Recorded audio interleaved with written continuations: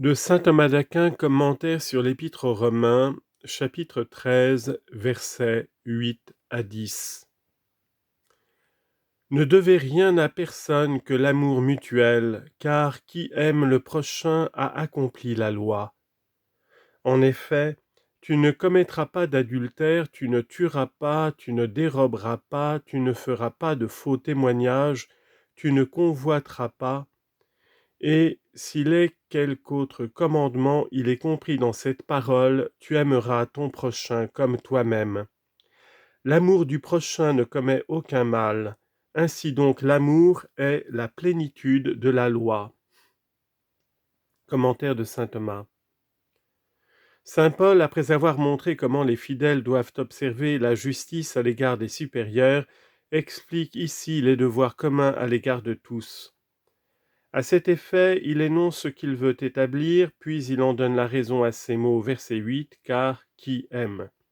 Il dit donc, il a été dit, rendez à tous ce qui leur est dû, non en partie mais intégralement, c'est pourquoi il ajoute au verset 8, ne devez rien à personne, comme s'il disait, rendez à tous ce que vous devez, avec une telle plénitude qu'il ne vous reste rien à acquitter. Et cela pour deux raisons. D'abord, en tardant à rendre ce que l'on doit, il y a déjà une faute puisque l'on retient injustement ce qui appartient au prochain.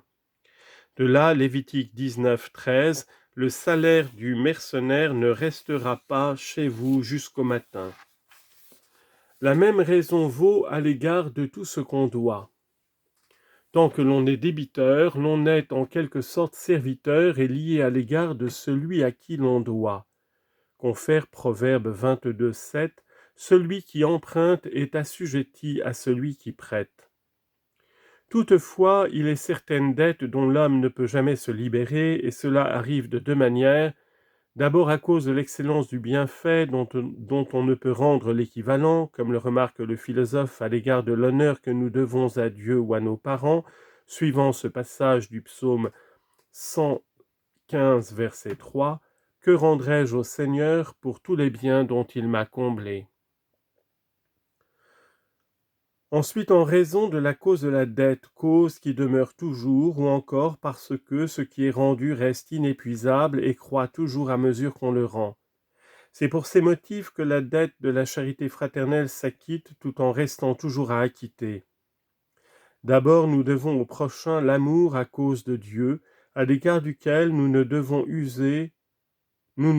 user d'une réciprocité suffisante, car il est dit, 1 Jean 4, 21, « C'est de Dieu même que nous avons reçu ce commandement, que celui qui aime Dieu aime aussi son frère. » Ensuite, le motif de la charité demeure toujours, puisque ce motif est la similitude de nature et de grâce. Confère Ecclésiastique 13, 19, « Tout animal aime son semblable, ainsi tout homme aime son prochain. » Enfin, la charité ne s'épuise pas en aimant, mais s'augmente.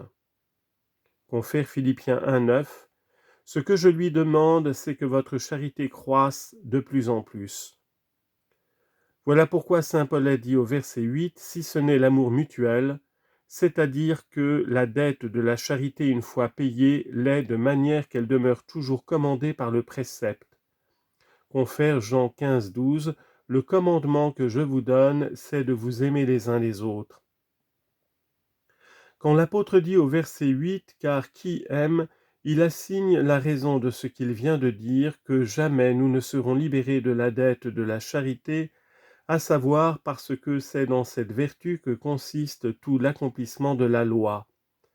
À cet effet, il énonce d'abord ce qu'il veut établir, il prouve ensuite sa proposition à ces mots au verset 9, « En effet, tu ne commettras pas l'adultère. » Il déduit enfin la conclusion cherchée à ces autres au verset 10, « L'amour est donc la plénitude de la loi. » Il dit donc d'abord, il a été dit que nous ne pouvions prétendre à être libérés de la dette de la charité comme on peut l'être des autres dettes. Car qui aime le prochain a accompli la loi, c'est-à-dire que tout l'accomplissement de la loi dépend de l'amour du prochain.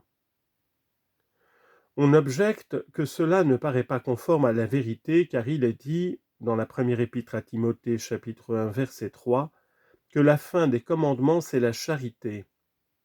En effet, chaque chose est parfaite lorsqu'elle est parvenue à sa fin. Il s'ensuit donc que toute la perfection de la loi consiste dans la charité. Mais la charité a deux actes, à savoir l'amour de Dieu et l'amour du prochain, qui fait dire au Sauveur, confère Matthieu 22, 40, que toute la loi et les prophètes sont renfermés dans les deux préceptes de la charité, dont l'un porte sur l'amour de Dieu, l'autre sur l'amour du prochain. On ne voit donc point que celui qui aime le prochain accomplisse toute la loi. Il faut répondre que cet amour du prochain appartient à la charité et accomplit la loi, en tant que le prochain est aimé pour Dieu, et qu'ainsi, dans l'amour du prochain est renfermé l'amour de Dieu comme la cause est renfermée dans les faits. Car il est dit, 1 Jean 4, 21, « C'est de Dieu que nous avons reçu ce commandement, que celui qui aime Dieu aime aussi son frère. » D'un autre côté, l'amour du prochain est renfermé dans l'amour de Dieu comme les faits dans la cause.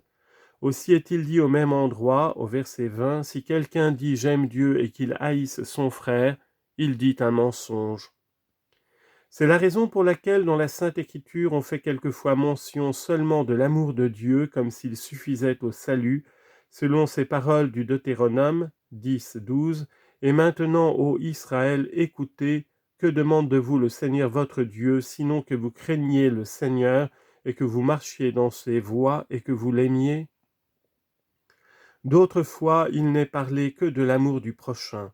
Confère Jean 15, 17, « Ce que je vous commande, c'est de vous aimer les uns les autres. » Lorsqu'il dit au verset 9, « En effet, ces commandements, tu ne commettras point l'adultère », saint Paul prouve sa proposition d'abord par une induction, ensuite au moyen d'un syllogisme à ces mots, au verset 10, « l'amour du prochain, etc. »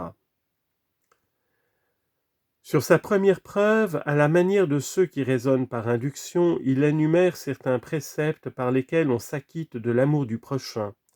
Et parce que les trois préceptes de la première table s'appliquent plus immédiatement à l'amour de Dieu, l'apôtre n'en parle point ici, bien qu'eux-mêmes puissent être accomplis par l'amour du prochain, en tant que dans cet amour est renfermé l'amour de Dieu. Mais il cite les préceptes de la seconde table, omettant toutefois l'unique précepte affirmatif, celui de l'honneur à rendre aux parents, dans lequel on comprend aussi l'obligation de rendre à chacun ce que nous lui devons. Il énumère les préceptes négatifs qui défendent de faire aucun mal au prochain, et cela par deux raisons. La première, c'est que les préceptes négatifs sont plus universels, et quant au temps et quant aux personnes. Quant au temps d'abord, parce que les préceptes négatifs obligent toujours et à toujours, car en tout temps il n'est permis de commettre le vol, car en aucun temps il n'est permis de commettre le vol ou l'adultère. Quant aux préceptes affirmatifs, ils obligent toujours, mais non pas pour toujours, mais seulement selon le lieu et le temps. Ainsi l'homme n'est pas tenu d'honorer en tout temps ses parents, mais selon le lieu et le temps. Quant aux personnes, parce qu'il ne faut nuire à personne, mais il serait impossible qu'un seul homme pût être utile à tous les hommes. L'apôtre cite les préceptes négatifs pour une seconde raison, c'est qu'on voit mieux qu'on remplit par l'amour du prochain les préceptes négatifs que les préceptes affirmatifs. Car celui qui aime le prochain s'abstient plutôt de lui nuire qu'il ne lui accorde des bienfaits, ce qu'il ne peut faire quelquefois par impuissance. Or, on peut nuire au prochain de trois manières, de fait d'abord, ensuite par parole, enfin par désir. On peut aussi nuire de fait au prochain en trois manières. D'abord quant à sa personne, ce qui est défendu par ce précepte au verset 9, « Tu ne tueras pas », parole qui comprend toute injure faite à la personne du prochain. Confère 1 Jean 3, 15, « Aucun homicide n'a en lui la vie éternelle ». Ensuite, quant à la personne à laquelle on est uni, à savoir l'épouse, et cela est défendu par ce précepte au verset 9, « Tu ne commettras pas l'adultère ». Parole qui comprend toutes sortes de fornications et tout usage illicite des organes de la génération. Confère Hébreux 13, 4, « Dieu condamnera les fornicateurs et les adultères ». Enfin, quant aux choses extérieures, ce qui est défendu par ce commandement au verset 9, tu ne déroberas pas, défense qui comprend toute soustraction injuste du bien d'autrui, soit par violence, soit par dol. Confère Zacharie 5.3, tout voleur sera jugé, est-il écrit dans ce livre. Le dommage que l'on peut causer au prochain par parole est défendu par ce précepte au verset 9, tu ne feras pas de faux témoignages, injustice qui est défendue non seulement devant les tribunaux, mais encore en dehors des tribunaux, soit par forme de détraction, soit par forme de contumélie. On lit en note, la contumélie consiste à porter à la connaissance des autres en même temps que de la personne elle-même, ce qui tourne à son déshonneur. Elle s'attaque à l'honneur et se commet ouvertement, tandis que la détraction s'attaque précisément à la réputation et se fait en secret. Fin de note. Confère Proverbe 19.5, le faux témoin ne demeurera pas impuni, et celui qui dit des mensonges n'échappera pas au châtiment. Quant au mal que l'on fait au prochain par le désir seul, il est défendu par ce précepte, tu ne désireras pas le bien de ton prochain. On comprend sous cette défense le désir mauvais de l'épouse d'autrui. Confère Romains 7.7, car je n'aurais pas connu la convoitise, c'est-à-dire qu'elle fût un péché, si la loi n'avait dit, tu ne convoiteras pas. Ces commandements sont écrits au livre de l'Exode, chapitre 20, verset 13. Après avoir énuméré ces préceptes, l'apôtre résume tous les autres sous une formule générale en disant, verset 9, « Et s'il est quelque autre commandement, affirmatif ou négatif, se rapportant à Dieu et au prochain de la manière ci-dessus expliquée, il est compris, c'est-à-dire abrégé et complété dans cette parole, tu aimeras ton prochain comme toi-même. » Précepte qu'on lit au Lévitique 19-18, où notre Vulgate porte, tu aimeras ton ami comme toi-même. Ce mot de saint Paul, ton prochain, il le faut étendre à tous les hommes, même aux saints anges, comme saint Augustin le prouve, au traité de la doctrine chrétienne, livre 1, chapitre 30. Car sous le nom de prochain, on entend quiconque fait à autrui miséricorde, suivant ce passage de saint Luc 10, 36, lequel des trois vous paraît être le prochain de celui qui est tombé entre les mains des voleurs? Et le docteur de la loi dit, celui qui a fait miséricorde. Et parce que le prochain est celui qui se rapproche d'un autre, il s'ensuit que celui-là qui a été l'objet de la miséricorde d'un autre doit être appelé son prochain. Or les saints anges exercent à notre égard la miséricorde, nous-mêmes nous sommes tenus de l'exercer à l'égard de tous les hommes, et nous pouvons la recevoir d'eux dans un cas de nécessité. Il est donc évident que les saints anges et tous les hommes sont notre prochain, en ce sens qu'ils possèdent déjà la béatitude vers laquelle nous tendons, ou qu'ils y tendent avec nous.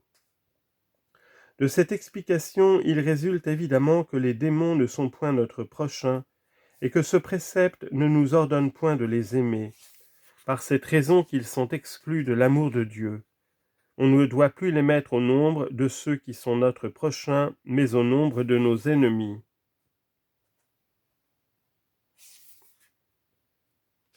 Quant à ce que l'apôtre ajoute, comme toi-même, on ne doit pas l'entendre de l'égalité de l'amour, c'est-à-dire de telle sorte que l'on soit tenu d'aimer le prochain d'un amour égal à celui qu'on a pour soi-même, car ce serait contre l'ordre de la charité qui oblige chacun à prendre de son salut un soin plus grand que de celui des autres.